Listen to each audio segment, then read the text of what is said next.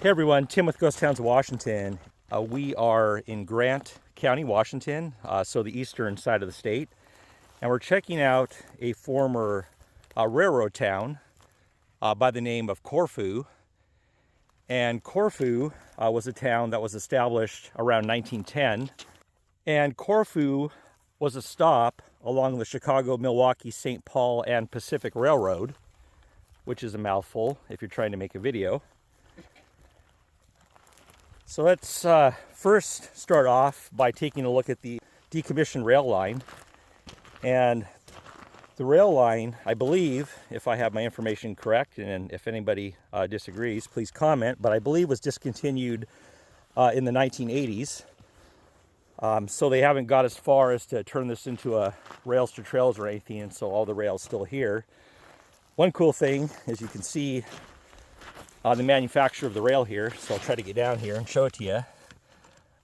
Get my shadow out of the way if I can, but it says RAA 120OH, Inland 1927. And if you're a rail enthusiast, that might mean more to you right off than it does to me, because I don't know some of the nomenclature there. So you can see the rail line extends as far as the eye can see in both directions.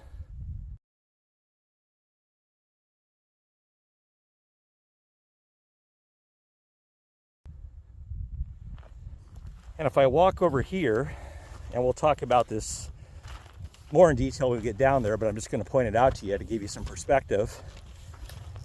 Kind of this edge of this cliff here, you can look down on the town site of where Corfu sat. So straight in front of me, the Schoolhouse foundation is down here, and then a little bit over here off to my left, I believe was the foundation for a two-story store that was there. So we're going to take a look around the rail line up here just to see if there's anything interesting to show you, and then we're going to make our way down to the former town site.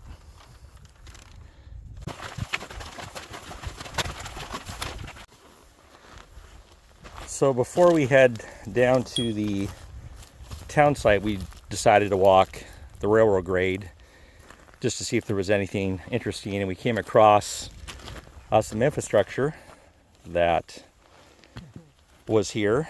There's a couple of footings here, not exactly sure what they were for. And then over here we have what looks like where a structure was. And you can see it looks like it was burned down at some point.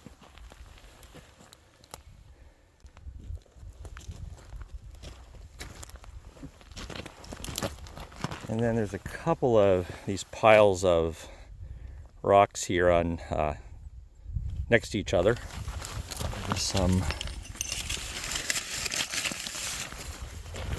ceramic here. I'm not sure exactly if those were some sort of a insulator for an electrical application or not. Looks like, I guess I answered my question here, so it looks like here we have some shards from insulators. As you can see, I don't think this one has any writing on it, at least I can't quite tell. And this one here.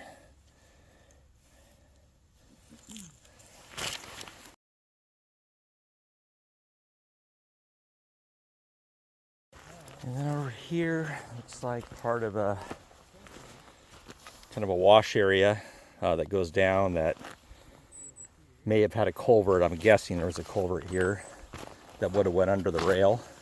So when water ran off this, it wouldn't have taken the rail out, but if there was, on this side anyway, it's filled in. Take a look over on this side.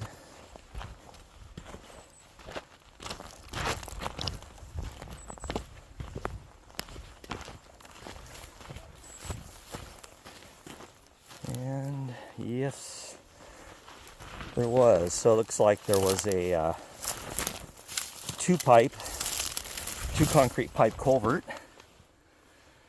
right there. A little bit of glare coming off the sun. So the water would have came off the hillside and entered on the other side of the rail grade and then came out here to prevent the rail from washing out.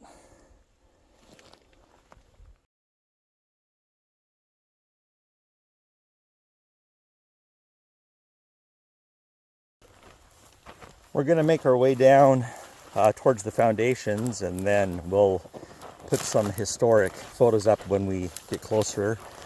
But there's a couple things on the way down we thought we'd show you.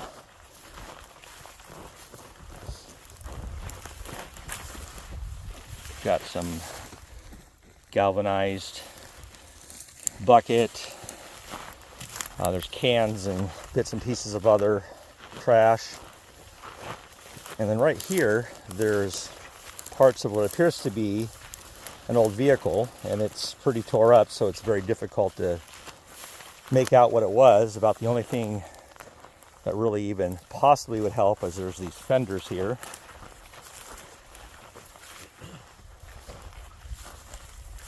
And for those of you who know your classic vehicles, you might be able to comment and tell us what you think this vehicle was and what year it was from. You can see here where a reflector would have been on the fender right there.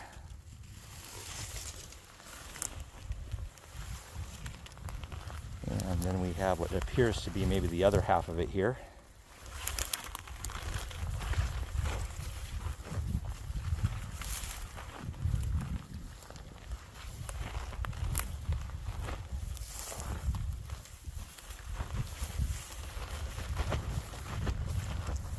And as you can see, it is absolutely a picturesque day today. Blue skies.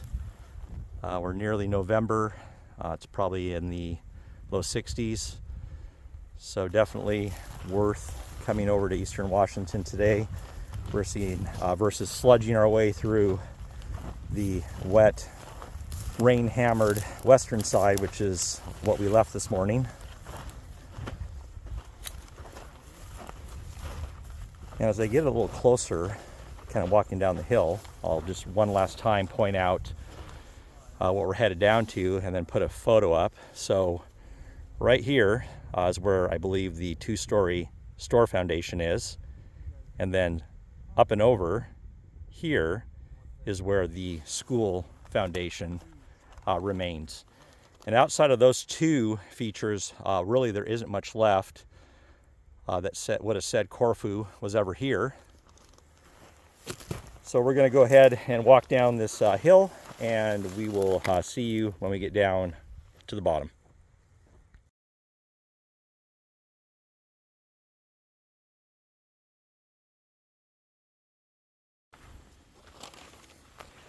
So we're back down to the bottom here, and we came from right up there. We were standing up on that hillside looking down, and the rail grade runs all along here. And right in front of us here is what I mentioned a couple times already. Believe it to be the foundation of the two-story store. And I'll try to put a picture up that shows what that store looked like.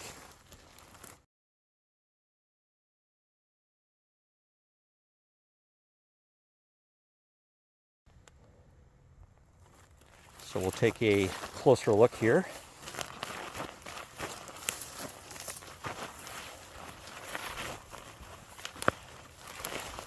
So the whole reason Corfu existed was as a road depot, a stop on the rail line. And when the highway systems were developed and expanded, it bypassed Corfu having the highway system, so Corfu's reason for existing essentially ceased, and the town went away. The post office, I believe the last year was in service was 1943, although I know it was around the 1930s that the population had dropped by about 50%, and at its peak in the 1920s it was only 131 people. So here you can see the stairs here on this side that would have went up. And you kind of have what looks like would have been a cellar section or a basement section here. You can see down in here all of this here.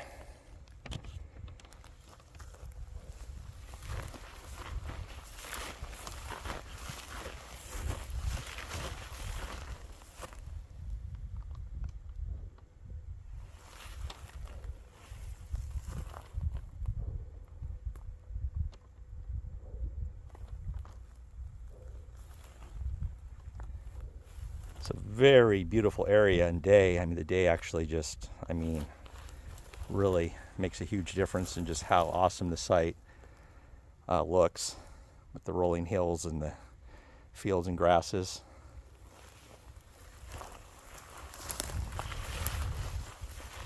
So next, we're going to go straight out here, and you can make out hopefully that foundation I'm pointing at. And that's where the school was, and we'll go take a look at that. And we have a pretty good picture of the school that we'll put up as well, so you'll be able to tell what that looked like when it was here and in service.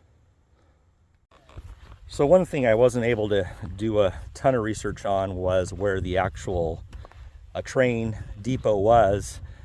I don't know if it was up, and that would have been approximately over here where we were looking at some of that infrastructure that was left up there, some of the foundations. Obviously the depot would have been close to the rail line. I'm just not exactly sure specifically where it was located.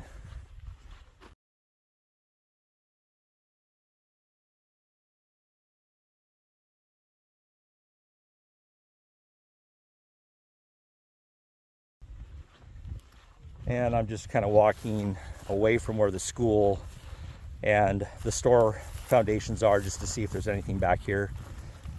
And really, outside of trash that was dumped, there's this old car, which is now a Target. And here, it's like we have some sort of a cattle bone, I'm assuming, laying here.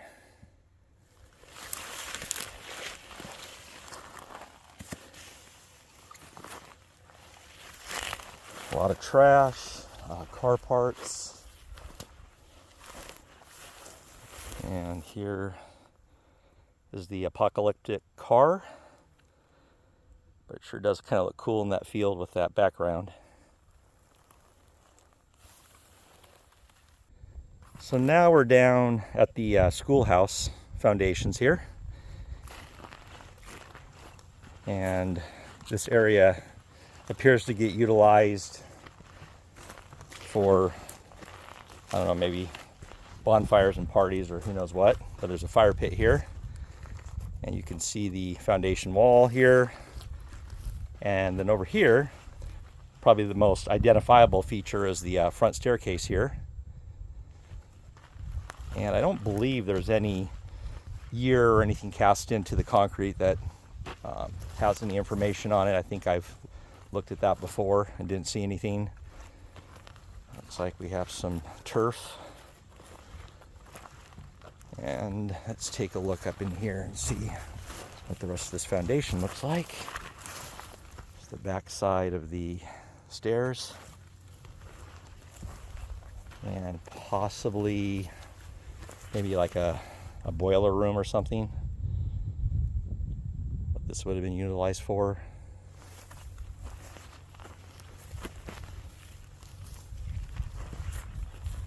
And it's a pretty good size foundation.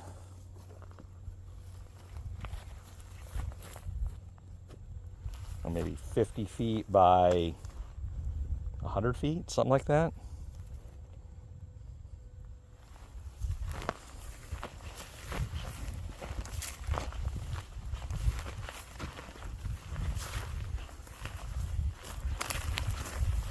And for those of you who watch our mine exploration videos, you see us often sledging through water in mines and out in the rain. So you probably don't think or believe me that I say we're still in Washington. But it happens to be just a picture perfect day. You can see where this foundation wall's failed either on its own or with some help, one of the two.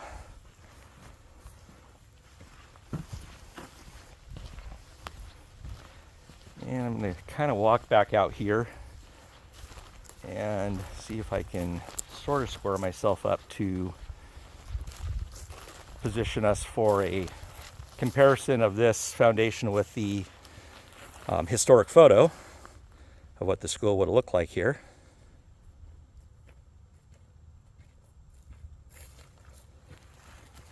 All right, so next we're going to head off to the cemetery that was associated with Corfu, which is the Pleasant Valley Cemetery, which was established in 1912. So we're gonna head on over there.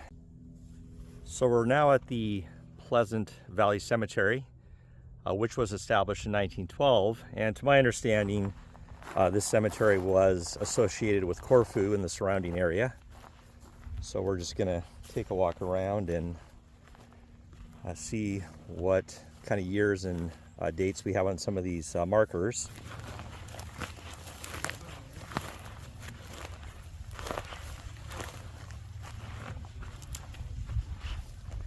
I'm just going to pan across here and show you kind of what the overall cemetery looks like. So we do have some here from the 1930s.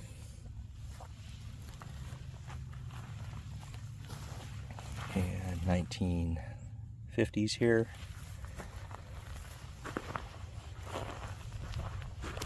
And it looks like it's still a actively used cemetery, probably for folks that still live in this area, that have ties, family ties to this area. So these were from around 1919 and 1920s.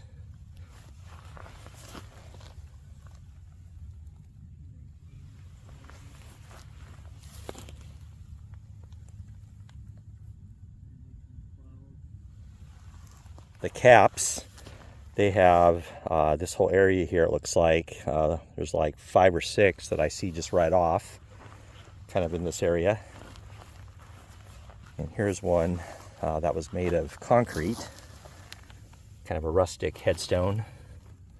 Looks like from, well, that's really hard to see if that's 1935 or I think it might be 1930, 30 something.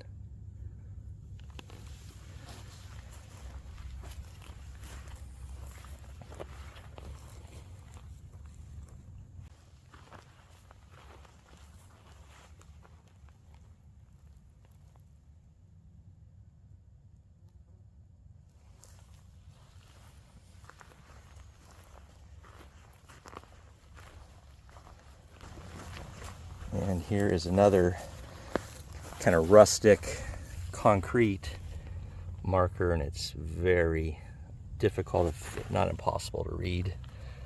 I don't think I can quite make a year off that unless I did a rubbing. Something 11, but very worn.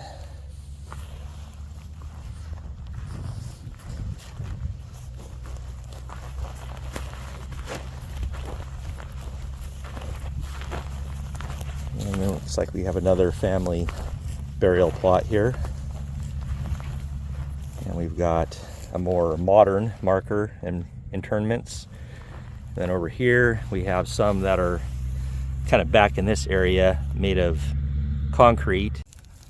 So the ones back here look like they're from the teens, maybe 1917 and possibly 1913 back there.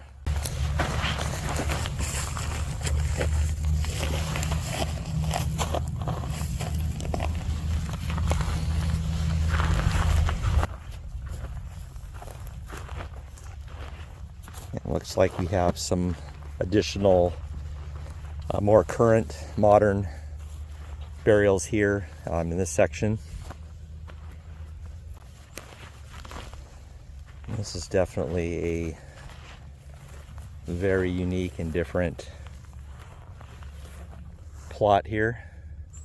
It kind of has this really cool like split rail fence with the barbed wire around it.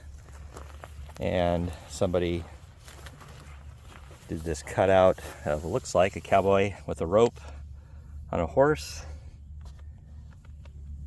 And it's pretty cool.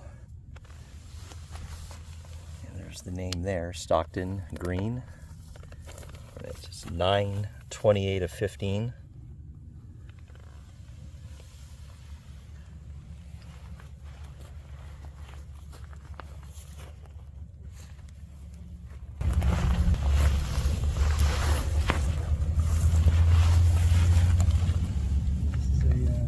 Pretty cool.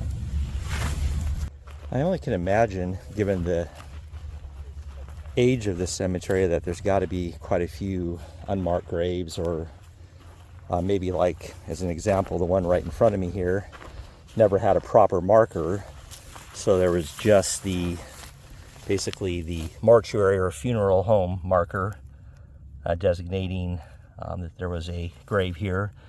And this looks like it is February of 1920. It's kind of backwards there.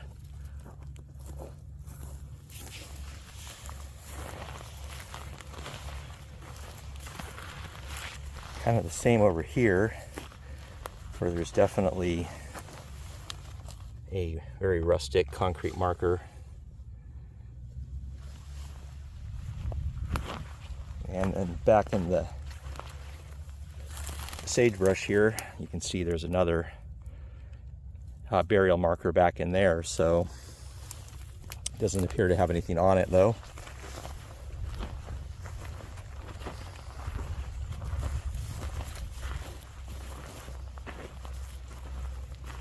Back over here in the brush, we have some additional what look to be very old markers made of concrete.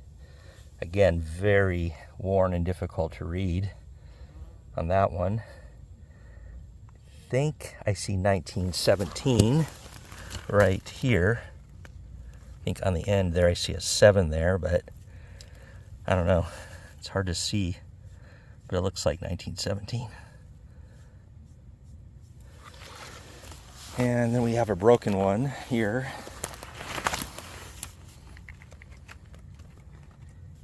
And really hard to make that out. I can just see died, I think, in the middle, where there might have been a date right there below. It says May or something.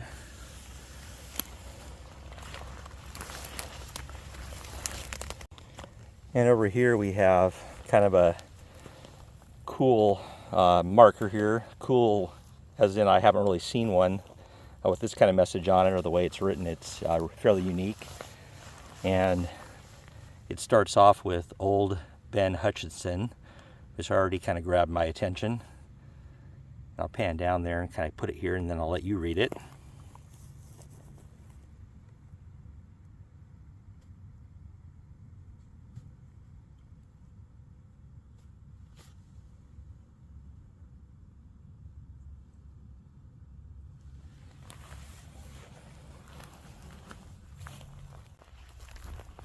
So just take one last look here at the cemetery grounds.